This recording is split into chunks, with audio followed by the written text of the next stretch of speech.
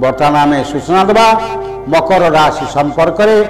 मकर राशि 3 गोटी नक्षत्र 21-10 उत्तराषाढ़ा मकर, 22-10 श्रवणा मकर, 23-10 धनिष्ठा मकर।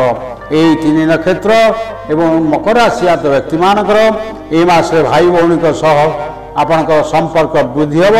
आपण परिवार में उत्तम बुझाणा जो पारिवारिक शांति पाइबे। भागीदारी व्यवसाय रे आपणकर लाभ अल्प मात्रा हो पारे। कर्म क्षेत्र आपण चापग्रस्त रहिबो। शुभ कर्म जोग दे पारंती। पति पत्नी मध्य उत्तम संपर्क सृष्टि हेब।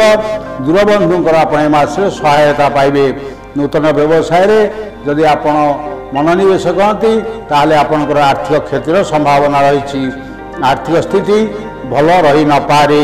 आपणकर ए मासरे खर्चांत जोग रोथबारु आपण ऋणग्रस्त होई पारंती बा संचित अर्थ आपणकर ए मासरे खर्च होई जाई पारे। आपणकर रोग शोक कार्यहानि जोग मन किछि अस्थिर कराइब। पाख पड़ोशी माने ईर्षा परायण हेबे। जणे निज लोक सह आपणकर अचानक शत्रुता सृष्टि होवार संभावना रही टिके जगी रखी चलतु। दूरयात्रा संभावना रही। आपण मानकर छात्र छात्री माने पाठरे अमनोयोगी हेबे एवं महिला माने ए मासरे कर्म तत्पर रहिबे। आपणकर शुभ रंग हेउछि कला। सतर्कता दिवस होछि अगस्त 23, 24 एवं 25। आपण प्रत्येक दक्षिण काली आराधना करूँ एवं तत्सहित ओं सं शनिश्चराय नमः। पुनश्च कहूँ ओं सं शनिश्चराय नमः। यही मंत्र 28 थर जप करूँ।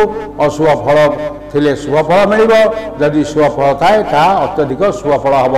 किंतु आपण कौन शनिवार दिन आमिष भक्षण करंतु नाही।